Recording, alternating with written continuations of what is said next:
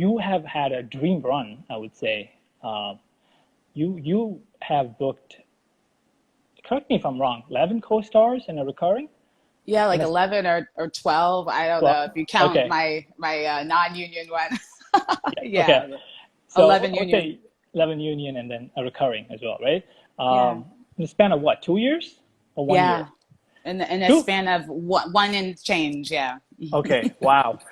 See, and it all started with the first one, Yeah. right? That's where it starts. And then most people don't have that dream run. They have like, I would say, I know people who've had 4 bookings in a row, 5 bookings in a row after they took off, and then they have this gap for like a year or two. Um, Yeah. it's very rare to see someone who go, for a year and a half. I mean, I'm happy. I'm super happy. That's why I had Yeah, but you on it's because been it's it's been a super. wild run. Yeah.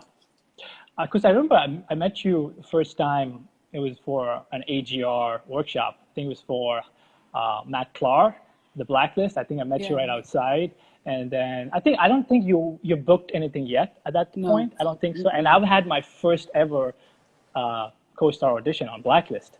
Oh, So we kind of wow. chatted a little bit because you told me, "Oh my gosh, I'm so happy you had that audition. How did it go?" And that's how we first time we interacted. Yeah.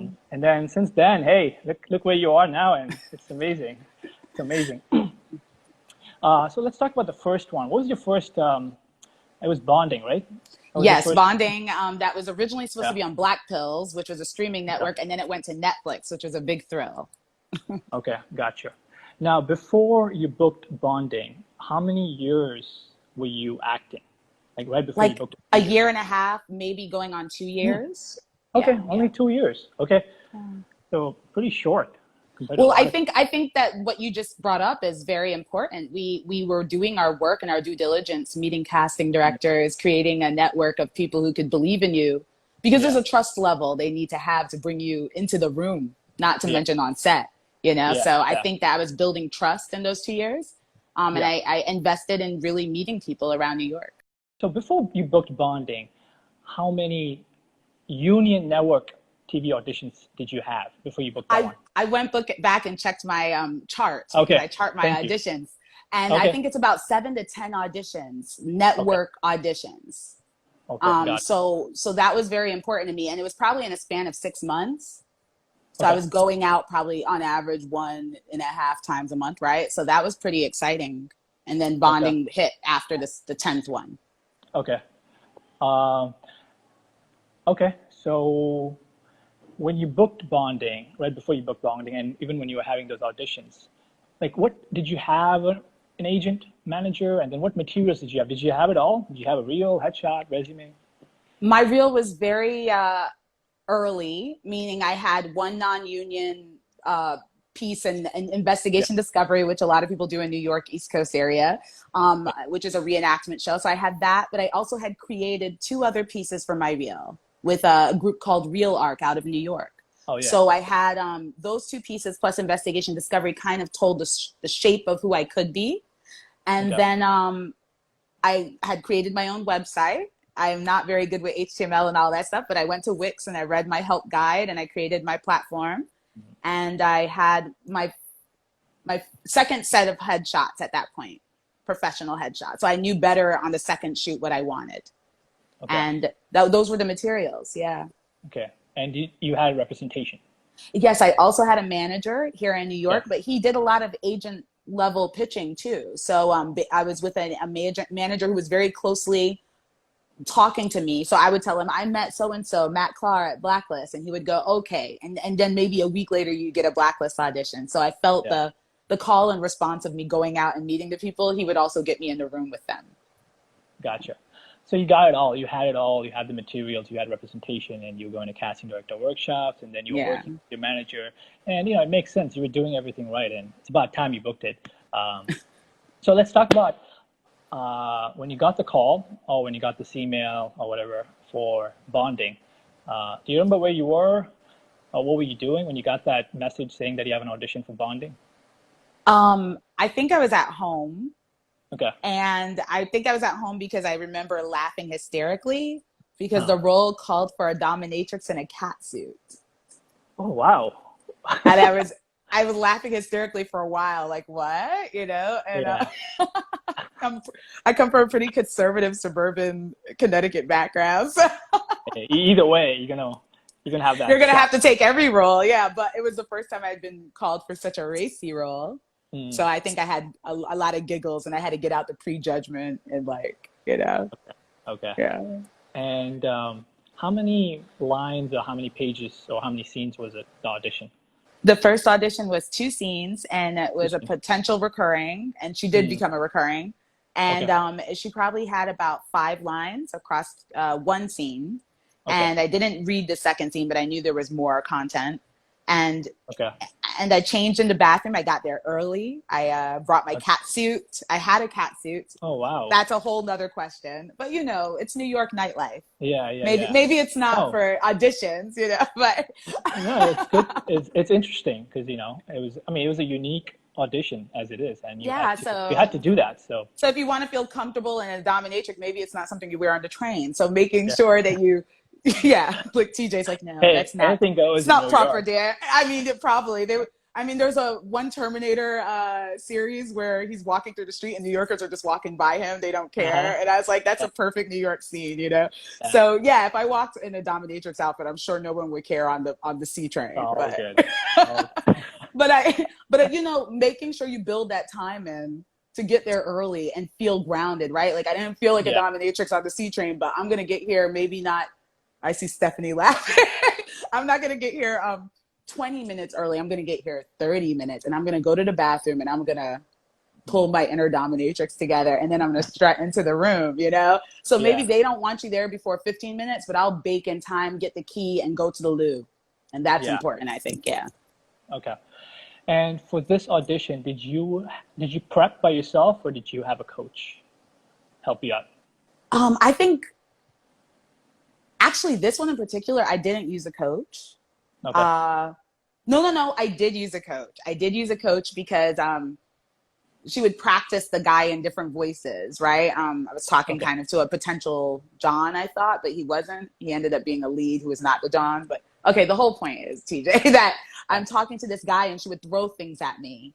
And that Okay. kind of activated things. And she's an awesome coach, Jane Dashaw. And she knows I Okay. love her. So I needed to shout her out. But Yeah. she Yeah. does voiceover and acting coaching. And I Mhm. remember she just kept pushing things like, I'm going to do it this way. I'm going to do it that way.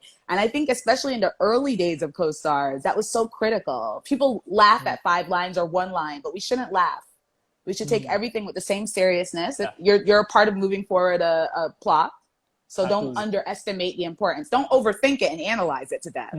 But Yeah. not go to a coach and get yourself loose. So I was loose. Well, I wasn't that loose, but I was loose enough to feel, like I could take the reins and be this dominatrix, right? And that was what the Yeah. coach helped me do. It wasn't learning the lines or intentions. It was getting loose enough to play with it. You've been to that office before. Oh, yeah. So I had been there for one comedy audition for TBS. And I'd also met them in casting director sessions. So it really reinforced for me how comfortable it is when you've chatted with somebody on the weekend and taken a course with them. And then coming in, it was just like, hey, I remember you and I'm rooting for you. And that felt good. Yeah. Okay. Gotcha. So, you knew them a little bit. You're Yeah. familiar with them. Okay. Okay. So you go in. How many takes did you do? I did 2 takes. Two takes? The Okay. first take was, there's only one person, the reader and the casting director. The casting director works his own camera. And the redirect wasn't for me, it was for the reader. And so that's why it's important to be present in the room and kind of watch what's going on. It's really not always about you. I think the reader wasn't giving me enough. And he was like, she has nothing to work with or something. And he was totally blunt and it was honest. And I was like, I appreciated that comment, but I wasn't going to direct the moment. I was just going to do what I could with what he was giving. And when he redirected it, it was such a stronger read for me. And sometimes there's things technically going on, like a camera, so the redirect wasn't really about my read. Like, Cortney, can you do this? It was like, oh, reader, you need to do this so Cortney can do this. Like, sometimes I've given killer stuff, like 3 scenes, series regular, self-tape audition, walked away, and you find out the tape didn't work, the mic wasn't working, something, and you have to go back. Gosh. Yeah. I swear to God, it's Oh, happened. So like from day one, I'm totally cognizant and present that it's not about me. Sometimes it's like, we just got to do that again, Courtney. Sorry, you killed it. Can you kill it again? And it's yeah. like, okay, you Yeah. know. Wow. Gosh. Yeah. But that's a very interesting redirect, you know. She's trying Yeah. to help you out. So you left the room. How did you feel? Did you feel like you had it in the bag this time? Because you've had like 7, 8 auditions, network I did auditions take already. some pictures outside. I was feeling myself because there's one picture in front of Okay. like a florist, and I'm like, ooh, I'm feeling myself. And I even walked out in the cat suit, the one that I hid in the bathroom to put on. All of a sudden, Uh-huh. I'm strutting right back on the C train in Brooklyn, like John Oh, Travolta, nice. staying alive. Like Okay. I was feeling myself, you know. So I went back to Brooklyn in the cat suit. So I knew I had swag. I didn't know if they loved my swag, but I knew I was Uh, swagalicious. Yeah. wow. Okay. So you felt good. Yeah, We'll but I leave it at didn't book that. that part. I booked the smaller part, and that's the Oh, the, okay. the moral of Yeah. the story. All right. So 1 month goes by, you don't hear anything, and then you get the call. Did you get the call from your manager or the casting director? You don't get calls from managers over. Well, I find in New York, you don't get calls from managers over like a few lines. We got an Okay. email. Yeah, so the Okay. email comes in, and it's like tomorrow's the shoot. Hmm. Okay. But a different role, not the one Yes, you and that auditioned. was and that was quite kind of shocking and like whoa. But I'm like, okay, so you just Yeah. go. Yeah. We booked it. We were talking about being on set, Yes. the whole experience with the shoot date, interacting with the series regulars, talk about your trailer, um, stuff like that. Okay. On bonding, well, first of all, not all sets have trailers. So some sets, if they're in within a sound stage, they'll have a room. So in that case, I went into a room that was shared with other people, and it wasn't like a big fancy place. We kind of were just in this space together, just communing. So that even the wardrobe people are hanging out. The Okay. hair is over here. So it felt very communal, like grab a water, sit down, hang out, you know? So that's a different feel than go to your trailer and you never see people until you go to set, which it already felt warm that way. Um, Also the importance of my director being a writer as well as an actor. So most of his life is an actor. And now he's a writer who had a dream for years of this play that this show that was really inspired by his life as the gay friend of somebody who was a dominatrix. I know. And he's had this dream. And so to watch him direct and produce, he was so giving if you ask the right questions. So being present on set, people will give you wisdom. And so that was what was awesome. He talked to me about being a multi hyphenate and how and he does mostly comedy. And this was dark Okay. comedy, but it had dramatic portions of it. And he was talking about how it's strengthening his actor to be a writer, a director, a producer. And these are things I Yeah. wanted to do. So if I didn't take that time to be present on set and engage people and learn about what they do, and even then, you know, it was a small part, but he still remembers me. He still gives me a shout out every day now and then. So it's not just learning, but it's the networking, right? That's Yeah. really cool. Yeah. I mean, getting along with people on set and finding things in common, right? And then Mm-hmm. you realize they're just humans as well, you know? I mean, you're a co-star actor, she's a series regular, he's a director, but guess what? You're all in the same set doing what you love. So at the end of the day, because there's a lot of rules, people say, hey, um, don't chat with them, unless they chat with you. But then, like, the best advice is feel the environment, and then make the call.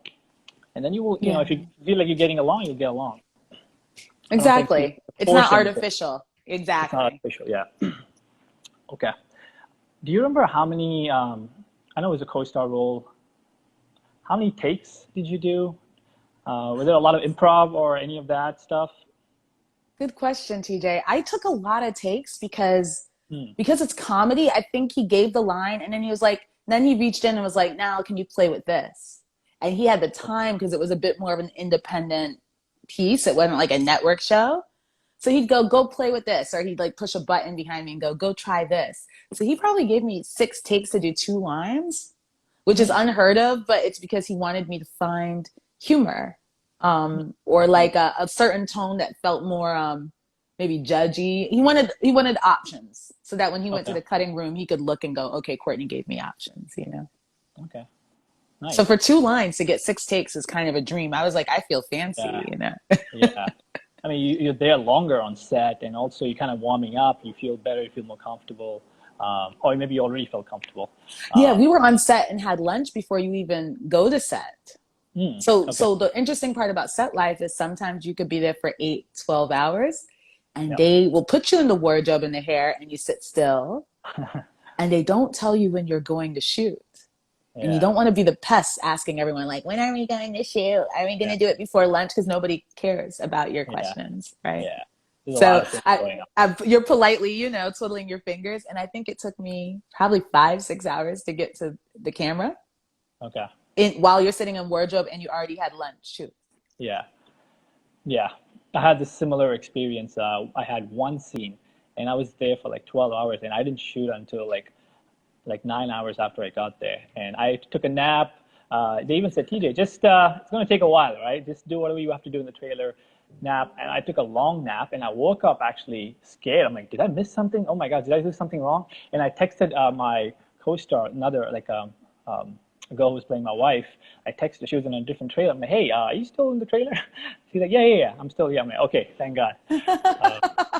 That's But yeah, horrible. like you said, long hours. Uh, okay, so now you're done. You shot your first co-star. Why? Tell me this. There's a reason. If there's a particular reason why you think you booked this one.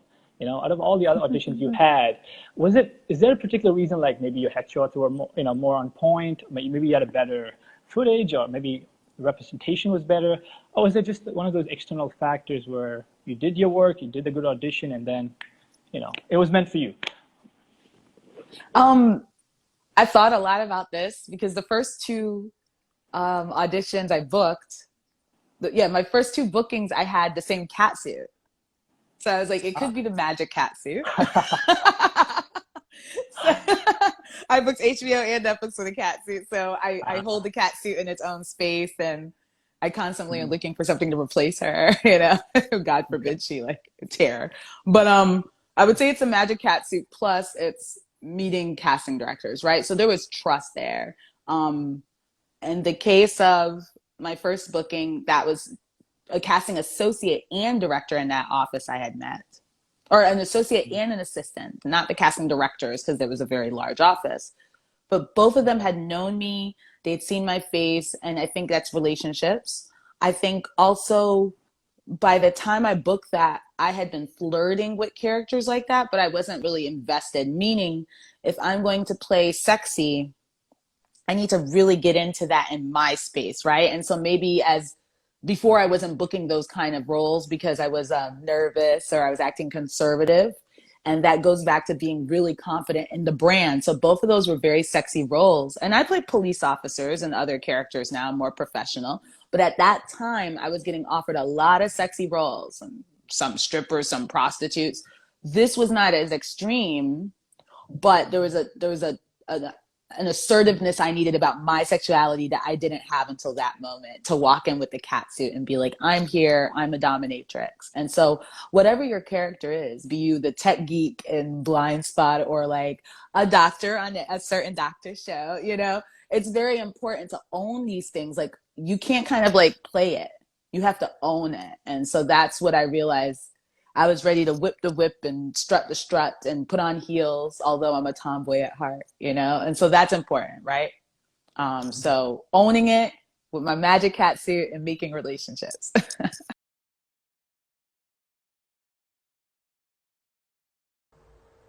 I have very simple advice for new actors. I would say find education constantly. It's a lifetime pursuit. Do research on the industry via IMDB, reading trade journals, or going to casting about. Constantly stay present so that you can learn and absorb information from people on set, in auditions, in workshops. Just stay present. You never know where you can organically make a connection to somebody. who has similar pursuits as you, but also is in a position to widen your network for the industry.